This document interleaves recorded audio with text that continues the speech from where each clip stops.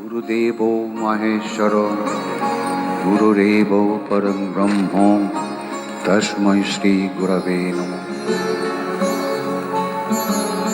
আজকে এই 24শে ডিসেম্বরটাকে কেন্দ্র করে প্রতি বছর একটা আনন্দ উৎসব করা হয়। এখানে সারা ভারতবর্ষ থেকে ভক্তরা আসেন, অন্যান্য ভক্ত প্রাণ মানুষ আসেন, একত্রে মিলিত হওয়ার একটা সুযোগ পাওয়া যায়। সেই সুযোগে আজকে আমরা এখানে সবাই উপস্থিত হয়েছি। যোগীরাজ শ্রী শ্যামাচরণ লাহিড়ী মহাশয়ের দু চারটি কথা, ক্রিয়াযোগের দু চারটে কথা শুনব বলে।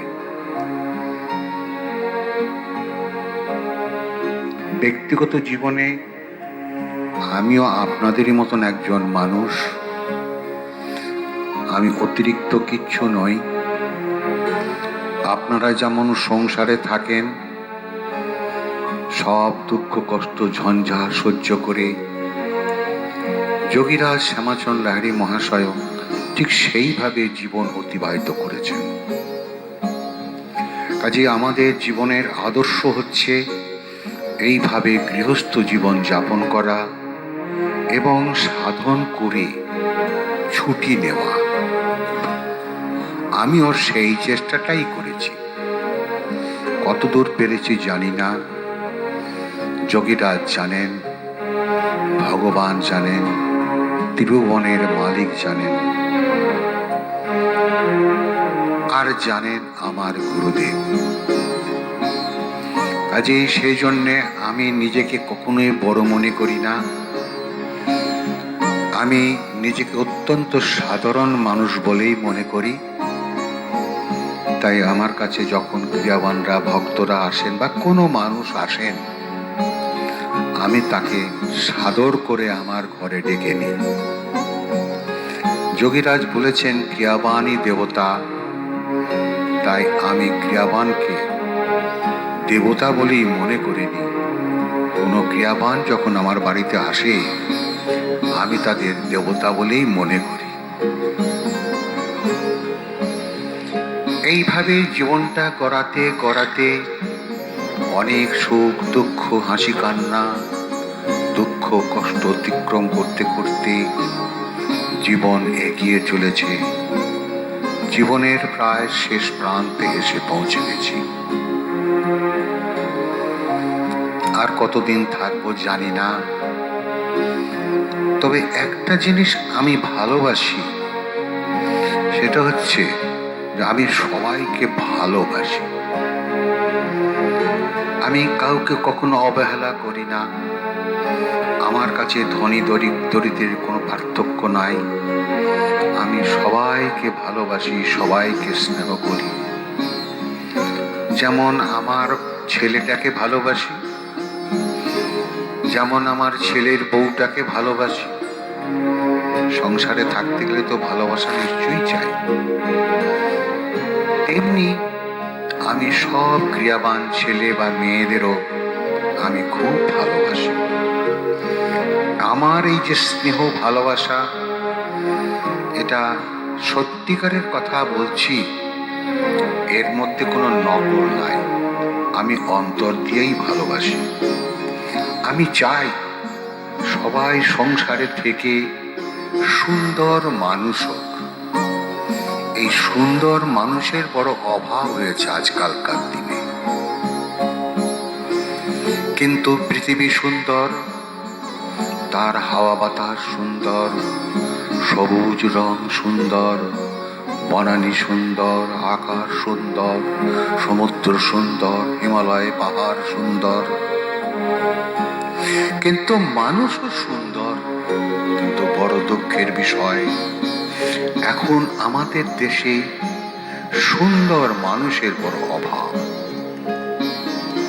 যদি কাউকে আমরা মহান বলে ভাবতে যাই, অমনি খুঁজে দেখতে গেলে দেখি তার ভেতরেও আছে প্রচুর অহমিকা।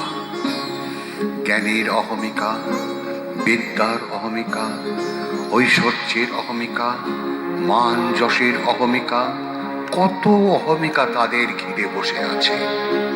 যেন সুন্দর মানুষগুলো এক একটা অহমিকার প্রতিমূর্তি। কি হয়ে গেল আমার এই মুনি ঋষি সেবিত দেশ? এ তো আর ভালো লাগে না, এই জঞ্জাল আর ভালো লাগে না। ছোট্ট বয়স থেকে আজ ৭৫ বছর পার করলাম, অনেক দেখলাম এই সারা পশ্চিমবঙ্গকে, সারা ভারতবর্ষটাকে, সারা পৃথিবীটাকে। মানুষের আমার ছেলেবেলার থেকে এখন পর্যন্ত কি যে পরিবর্তন ভাবা যাচ্ছে না। পরিবর্তনটা যদি ভালো হতো তাহলে নিশ্চয়ই আদর করা যেত। কতগুলো জাগতিক উন্নতি হলে এই পরিবর্তন হয় না। বরং আমি মনে করি আমি পুরনো দিনের মানুষ, সেই পুরনো দিনটাকেও দেখেছি, স্বাধীনতার অনেক আগের মানুষকে দেখেছি, এখনো দেখেছি। জীবনের পার করতে করতে বিশাল বিশাল দুর্ভিক্ষ দেখেছি, যুদ্ধ দেখেছি, দ্বিতীয় বিশ্বযুদ্ধ, কত মানুষ ছারখার হয়ে গেছে, মরে গেছে। এই বাংলা জীবন দুভাগ হয়ে কান্নার রোল উঠেছে। কিন্তু আমরা কি কেবল কাঁদতেই এসেছি পৃথিবীতে? হ্যাঁ, এটা ঠিক। জন্মাবার সময় কিন্তু আমরা প্রত্যেকেই কাঁদতে কাঁদতে, ওয়া ওয়া করতে করতে আসি। কিন্তু আমাদের জীবনে কি হাসি পাবো না? কোথায় গেল সেই হাসি? এখন যে হাসিটা হয়ে গেছে মুখ ভ্যাংচানো হাসি, শুকনো হাসি, প্রেমহীন হাসি, দয়া মায়াহীন হাসি। এ মানুষ তো আমরা চাইনি। স্বাধীনতার পর আমরা এই মানুষ তো চাইনি। আমরা স্বাধীন হতে চেয়েছিলাম কেন? ভালো মানুষ হব। কিন্তু আমরা কি ভালো মানুষ হতে পেরেছি? হ্যাঁ, ভালো তো এই পরিবর্তনের দিক থেকে ভালো হতে পারত, মন্দ হতে পারত। কিন্তু আপনারা বিচার করে দেখুন, ২-১০টা বড় বড় বাড়ি হলেই কি ভালো হয়? ভালো তখনই বলবো যখন মানুষের মন, হৃদয়, অন্তঃকরণ সুন্দর হয়েছে, ভালো হয়েছে, যাকে আমরা ভালো মানুষ বলি। এই ভালো মানুষ আমরা পাইনি। যাকে ভালো বলতে যাই সে একটা অহমিকার প্রতিমূর্তি। কি হয়ে গেল আমার এই সুন্দর মুনি ঋষি সেবিত দেশ? কোথায় গেল তারা? কোথায় গেল তাদের আদর্শ? তেমনই তো একজন মুনি ঋষি এসেছিলেন, এই যোগীরাজ শ্যামাচরণ লাহিড়ী মহাশয়। ভারতবর্ষ তো মহাপুরুষদের দেশ। কত শত সহস্র মহাপুরুষ অনন্তকাল ধরে এই ভারতে আসছেন, চলে যাচ্ছেন। কত সুন্দর সুন্দর আদর্শ, কত অহিংসার বাতাবরণ তারা তৈরি করে দিয়ে যাচ্ছেন। কিন্তু কি হলো আমার দেশটার? এত বড় একটা মহান দেশ, যেখানে যুগের সন্ধিক্ষণে, প্রতি যুগ সন্ধিক্ষণে দিন দুনিয়ার মালিক, যাকে আমরা বলি স্বয়ং ভগবান, তিনিও এই ভারতের ভূমিতে পদার্পণ করেন, এই দেশকে সুশোভিত করেন, পবিত্র করেন। কিন্তু কোথায় গেল আমাদের সেই পবিত্রতা? আমরা আজ সব হারাতে বসেছি। আমাদের জাতীয় চরিত্র আজকে ধুলি মধ্যে মিশে গেছে। কোথায় আমরা যাচ্ছি? আমরা কি সত্যি ভালোর দিকে যাচ্ছি? যদি ভালোর দিকে যেতাম তাহলে আজকে মানুষে মানুষে এত হিংসা কেন, এত হানাহানি কেন, এত রাগ কেন, এত ক্রোধ কেন, এত প্রতিহিংসা কেন? তাহলে এগুলো তো আমরা ভুলতে পারিনি আজও, বরং দিনের পর দিন বেড়েই চলেছে। সবাই বলছে তোকে দেখে নেব। কোথায় গেল সেই বুদ্ধদেবের প্রেম? কোথায় গেল মহাপ্রভু চৈতন্য দেবের প্রেম? কোথায় গেল ঠাকুর শ্রীরামকৃষ্ণের টাকা মাটি, মাটি টাকা? কোথায় চলেছি আমরা এই দেশের মানুষ হয়ে? আমরা কি সত্যি দেশকে এগিয়ে নিতে চাইছি? পারছি কি? কতগুলো টিভি পেয়েছি, অনেক রেডিও পেয়েছি, অনেক মোবাইল ফোন পেয়েছি, অনেক টেলিফোন পেয়েছি, অনেক কিছু পেয়েছি, পাকা পাকা রাস্তা পেয়েছি। আমরা ছোট বয়সে মাটির রাস্তায় হেঁটেছি, এখনো মাটির রাস্তা পাই না। হে ভগবান, আমরা কি খালি জাগতিক সুখভোগটাকেই কি মঙ্গল বলে জীবনে মেনে নিয়েছি? হয়তো কিছু প্রয়োজন আছে নিশ্চয়ই, চিকিৎসা স্বাস্থ্যের উন্নতি নিশ্চয়ই দরকার, যেটা আমরা ছোট বয়সে পাইনি। এখন অনেক উন্নতি হয়েছে, নিশ্চয়ই সেটা আমাদের জীবনে কাজে লেগেছে।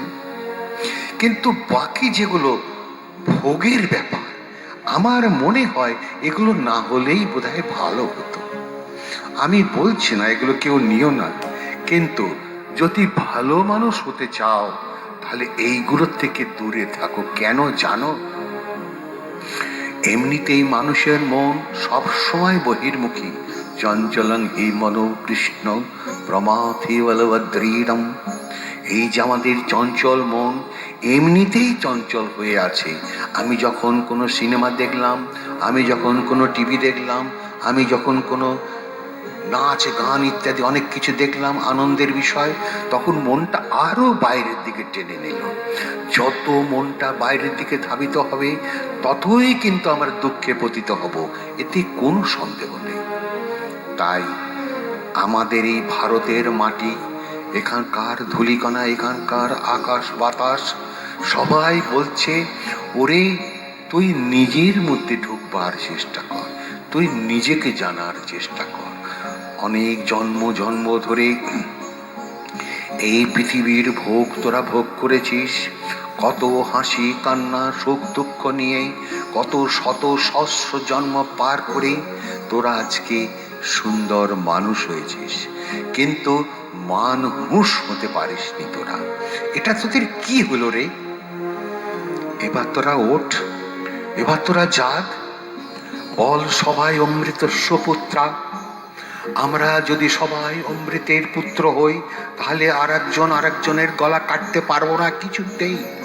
কারণ ওই যে ছাগলটার ভেতরে যে প্রাণ, ওই মশাটার ভেতরে যে প্রাণ, ওই যে খুন করছে তার ভেতরে যে প্রাণ, যাকে খুন করছে তার ভেতরে যে প্রাণ, সারাবাং প্রাণময় জগৎ। এই তো আমার ভারতবর্ষের শিক্ষা।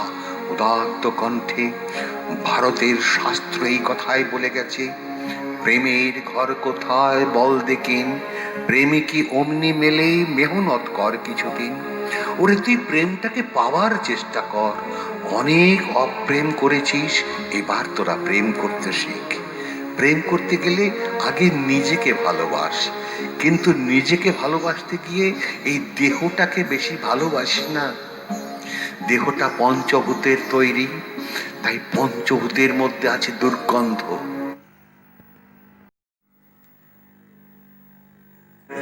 তাই আমি যখন মরে যাব তখন এই দেহটার থেকে দুর্গন্ধ বেরোয়।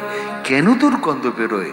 এই যে পঞ্চভূত থেকে গঠিত যে দেহ, এই দেহ যে দুর্গন্ধযুক্ত, তাই পঞ্চভূত দুর্গন্ধযুক্ত।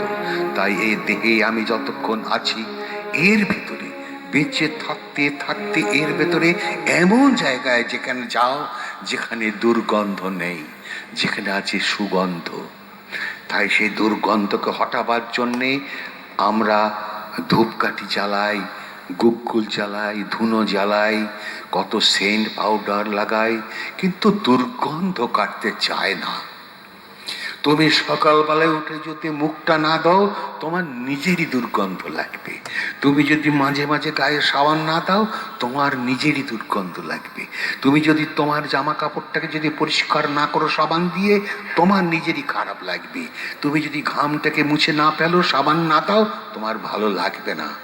তাহলে এই যে আমার দুর্গন্ধময় শরীর, একে যতই সেবা আমরা করি না কেন, ভালো ভালো খাওয়ানো, কত ভালো ভালো দামি দামি সাবান লাগানো, কত সেন্ট স্নো পাউডার লাগানো, এই ব্যাটা যাবে।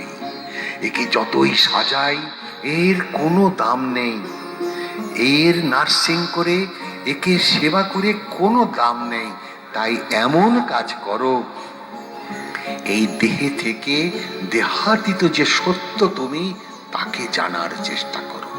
এইটাই আমার ভারতের সনাতন ধর্মের শিক্ষা। আমি জানি না অন্য ধর্ম কি বলে, হয়তো তারা প্রেমের কথা বলে, কিন্তু কোথাও প্রেম দেখা যাচ্ছে না।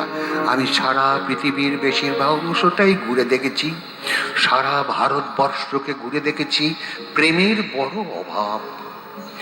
মানুষ দুর্বল প্রাণীগুলোকে হত্যা করছে, গপ গপ করে তাদের মাংস খাচ্ছে। তুমি যার মাথা খাবে সে তোমার মাথা খাবে, তুমি যার ক্ষতি করবে সে তোমার ক্ষতি করবে। আমরা অনেক সময় দেখি কি জানো, সাধারণ জীবনে কত ছোটখাটো জিনিস, একটা ফুল গাছে ফুটে আছে, তার ঘরটা গলাটা মোটকে ফুলটা নিয়ে এসে ভগবান আয় ওই নম বলে ভগবানের পায়ে দিলাম।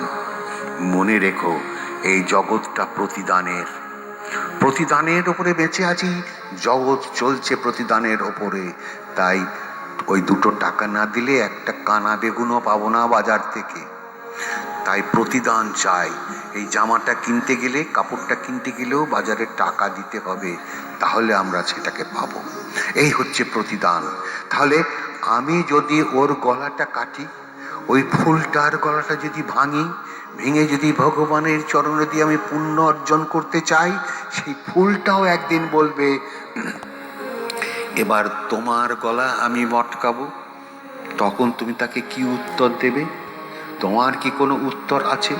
তুমি পুণ্য লাভের আশায় যা করতে গেছো তাতে তুমি পাপ সঞ্চয় করেছো।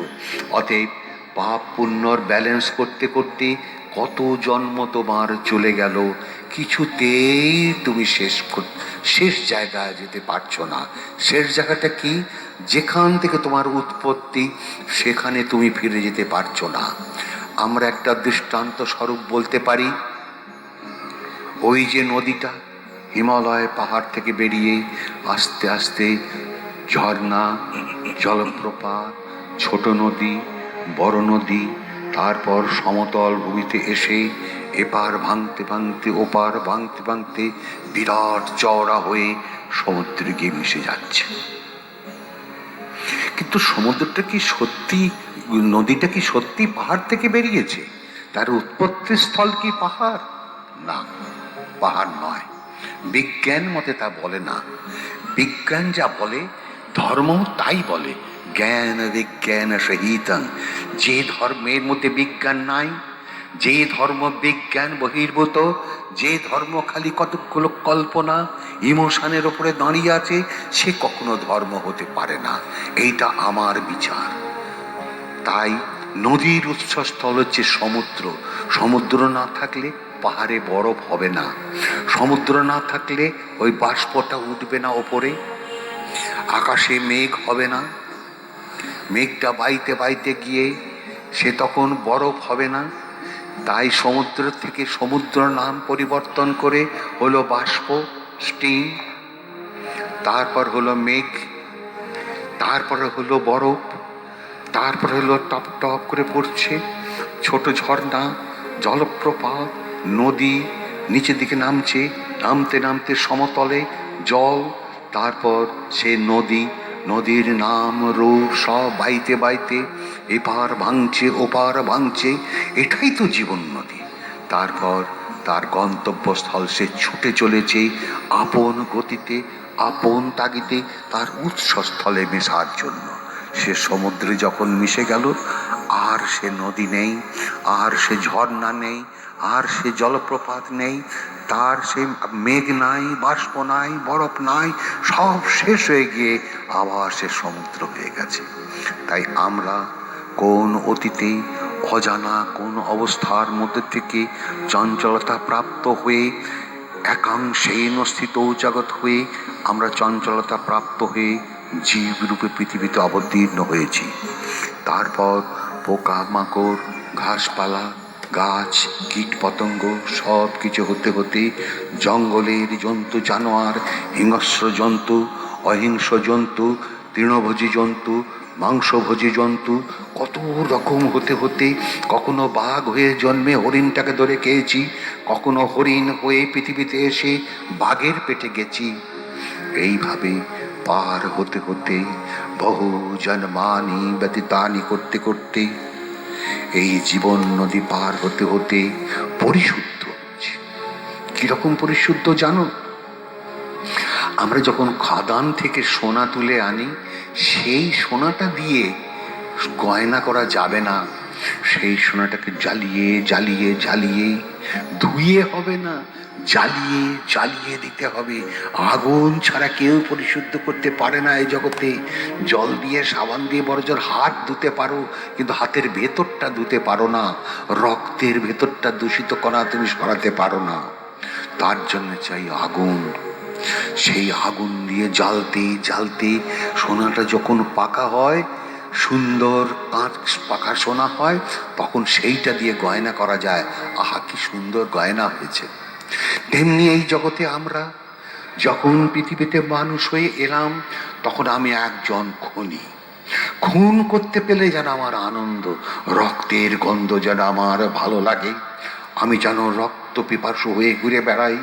আমাকে 5-10 হাজার টাকা দিলে আমি তোমার বুকে ছুরি মারতে পারি, আমার হাত কাঁপবে না।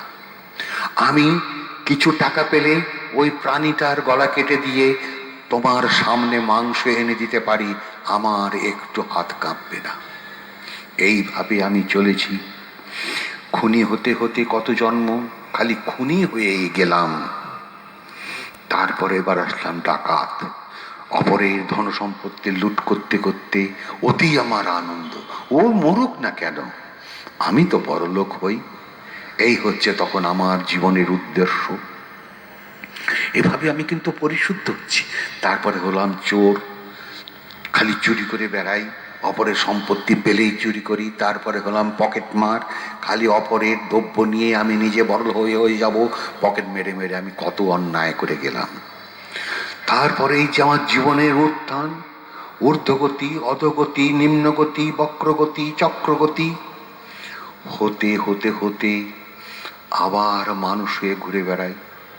তারপর কোনো একটা জন্মে, অনেক জন্ম পার করার পর, বহু জন্মানি বাতিতানি পার করতে করতে একটা জন্মে এসে ভাবলাম আর তো এসব ভালো লাগছে না।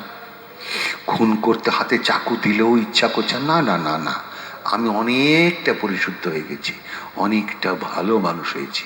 আমার তখন আর হিংসা করতে ইচ্ছা করছে না, কারণ অনেক হিংসা বহু বহু জন্ম ধরে করেছি, অনেক প্রতিফল পেয়েছি, কত কেঁদেছি, কত কাঁদছি।